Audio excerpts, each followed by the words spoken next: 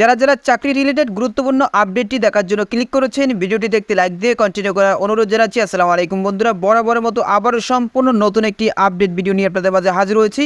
বন্ধুরা, অবশেষে যাচাই হবে মুক্তিযোদ্ধা কোটায় চাকরিপ্রাপ্তদের তথ্য। তো বুঝতেই পেরেছেন আজকের এই আপডেট ভিডিওটি খুবই গুরুত্বপূর্ণ। এই প্রতিবেদনটি প্রকাশ করেছে সমকাল পত্রিকা। তো অবশ্যই এই ভিডিওটি আপনারা ধৈর্য সহকারে দেখবেন। তাহলে চলুন মূল ভিডিওটি শুরু করা যাক। বন্ধুরা, মূল ভিডিওটি শুরু করার আগে বরাবরের মতো ছোট্ট একটি রিকোয়েস্ট থাকবে, আপনি যদি আমাদের এই পরিবারের নতুন দর্শক হয়ে থাকেন, এরকম নতুন চাকরি related update, circular related video এবং এক্সাম রিলেটেড আপডেট সবার আগে পেতে আমাদের এই চ্যানেলটি সাবস্ক্রাইব করে পাশে থাকা বেল আইকনটি অন করে রাখুন পরবর্তী ভিডিও নোটিফিকেশন পেতে। আর যারা সাবস্ক্রাইব করেছেন তাদেরকে অসংখ্য ধন্যবাদ। তো প্রিয় বন্ধুরা, দেখতেই পাচ্ছেন আমি সমকাল পত্রিকার ভিতরে রয়েছি। যাচাই হবে মুক্তিযোদ্ধা কোটায় চাকরিপ্রাপ্তদের তথ্য। তো বুঝতেই পেরেছেন খুবই গুরুত্বপূর্ণ একটি প্রতিবেদন। নিচের দিকে দেখতে পাচ্ছেন একদম বিস্তারিতভাবে তারা উল্লেখ করেছে। আমি আপনাদের দেখার সুবিধার জন্য জুম করে নিতেছি। বন্ধুরা, দেখতেই পাচ্ছেন মুক্তিযোদ্ধা কোটায় চাকরিপ্রাপ্তদের তথ্য যাচাই বাছাই করবে মুক্তিযোদ্ধা বিষয়ক মন্ত্রণালয়। এর আলোকে সরকারি চাকরি নিয়োগ বিধি অনুযায়ী সংশ্লিষ্ট কোটায় নিয়োগপ্রাপ্তদের পিতা বা মাতা বা পিতামহ বা মাতামহের মুক্তিযোদ্ধার সনদ ও গেজেট নম্বর সঠিক কিনা তা যাচাই বাছাই করা হবে। পাশাপাশি মুক্তিযোদ্ধা কোটায় কতজন কর্মকর্তা কর্মচারী প্রশাসনে কর্মরত রয়েছেন এবং মুক্তিযোদ্ধা কোটায় প্রয়োগের অন্যান্য দিকও পর্যালোচনা করবে মন্ত্রণালয়। এ সংক্রান্ত পর্যালোচনা প্রতিবেদন মন্ত্রণালয় থেকে অন্তর্বর্তীকালীন সরকারের উপদেষ্টা পরিষদের বৈঠকে উপস্থাপন করা হতে পারে। মুক্তিযোদ্ধা বিষয়ক মন্ত্রণালয়ের শীর্ষ পর্যায়ে একাধিক কর্মকর্তা থেকে এই তথ্য পাওয়া গেছে, তবে এই বিষয়ে চূড়ান্ত কোনো সিদ্ধান্ত এখনও হয়নি। এদিকে সরকারি চাকরিতে অন্যান্য কোটায় নিয়োগপ্রাপ্ত তথ্য না চেয়ে শুধু মুক্তিযোদ্ধা কোটায় নিয়োগপ্রাপ্তদের তথ্য চাওয়ায় সংশ্লিষ্ট মহলে নানা প্রশ্ন দেখা দিয়েছে। কেউ মনে করেছেন প্রশাসনে তাদের আলাদাভাবে চিহ্নিত করার জন্য এমনটি হতে পারে। এ নিয়ে তাদের অনেকের মনেই উদ্বেগ ও উৎকণ্ঠা দেখা দিয়েছে। বন্ধুরা, এরপর দেখতে পাচ্ছেন পরিচয় প্রকাশে অনিচ্ছুক ঝিনাইদহে একটি কলেজে কর্মরত এক শিক্ষক সমকালকে ফোন দিয়ে বলেন, কোটায় নিয়োগপ্রাপ্তদের তথ্য চাওয়ায় সহকর্মীদের অনেকে তাদের চিহ্নিত করেছেন। কেউ কোটায় চাকরি বলে বাঁকা চোখে দেখেছেন, অনেক কথা ছড়িয়েছেন। তাই মন্ত্রণালয় এসব তথ্য কেন চেয়েছে এবং তথ্যগুলো দিয়ে কি করতে চায় তা স্পষ্ট করে বিভ্রান্তির অবসান ঘটত।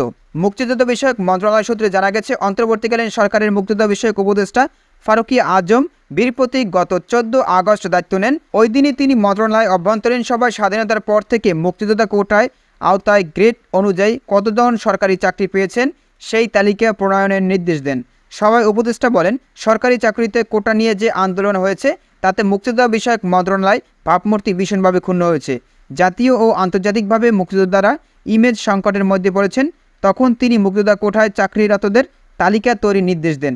নির্দেশের আলোকে পরদিন 15 আগস্ট প্রথম দফায় মুক্তিযোদ্ধা কোটায় চাকরিরতদের তথ্য চেয়ে মন্ত্রিপরিষদ বিভাগ ও জনপ্রশাসন মন্ত্রণালয়কে পৃথক চিঠি দেন মুক্তিযোদ্ধা বিষয়ক মন্ত্রণালয়। বন্ধুরা, এরপর দেখতে পাচ্ছেন চিঠিতে সরকারি চাকরিতে প্রথম ক্যাডার ও নন ক্যাডার, দ্বিতীয়, তৃতীয় ও চতুর্থ শ্রেণীতে কর্মরত কর্মকর্তা কর্মচারীদের মধ্যে যারা মুক্তিযোদ্ধা কোটায় নিয়োগ পেয়েছেন তাদের জীবন বৃত্তান্ত সহ পূর্ণাঙ্গ তথ্য চাওয়া হয়।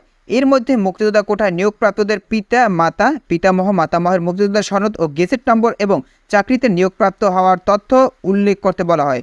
আশানুরূপ সাড়া না পাওয়ায় দ্বিতীয় দফায় 29 আগস্ট ফের মুক্তিযোদ্ধা কোটায় চাকরিপ্রাপ্তদের তথ্য পেতে মন্ত্রিপরিষদ বিভাগ ও জনপ্রশাসন মন্ত্রণালয়কে 15 সেপ্টেম্বর পর্যন্ত সময়সীমা বেঁধে দিয়ে চিঠি দেয় মন্ত্রণালয়।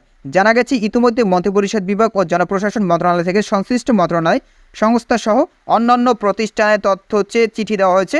কয়েকটি প্রতিবেদন মুক্তিযোদ্ধা বিষয়ক মন্ত্রণালয়ে জমা হয়েছে, তবে সেটিও সন্তোষজনক নয়। এরপর দেখতে পাচ্ছেন জানতে চাইলে মুক্তিযোদ্ধা বিষয়ক মন্ত্রণালয়ের সচিব ইশরাত চৌধুরী সমকালকে বলেন, আমরা দ্বিতীয় দফায় 15 সেপ্টেম্বরের মধ্যে মুক্তিযোদ্ধা কোটায় চাকরিরতদের তথ্য চেয়ে চিঠি দিয়েছি। 13 থেকে 14টি প্রতিবেদন জমা হয়েছে। নির্ধারিত সময়সীমা শেষে পরবর্তী সিদ্ধান্ত নেওয়া হবে। মুক্তিযোদ্ধা কোটায় নিয়োগপ্রাপ্তদের উদ্বেগ উনকাটার প্রসঙ্গে সচিব বলেন, এ নিয়ে উদ্বেগের কিছু নেই। তথ্যগুলো পাওয়ার পর চূড়ান্ত প্রতিবেদন স্যারের উপদেষ্টার কাছে উপস্থাপন করা হবে। তিনি যে সিদ্ধান্ত দেবেন সেটি বাস্তবায়ন করব। চূড়ান্ত প্রতিবেদন উপদেষ্টা পরিষদের উপস্থাপন করা হবে কিনা এমন প্রশ্নে সচিব বলেন, জানা নেই। তো প্রিয় বন্ধুরা, আশা করি আপনারা আপডেট সম্পর্কে বিস্তারিত জানতে পেরেছেন। তো বন্ধুরা, এই বিষয়ে যদি কোনো মতামত থেকে থাকে তাহলে অবশ্যই কমেন্ট করে জানাবেন। পরবর্তীতে নতুন কোনো ভিডিও নিয়ে আপনাদের মাঝে হাজির হব। সবাই ভালো থাকবেন, সুস্থ থাকবেন। আল্লাহ হাফেজ।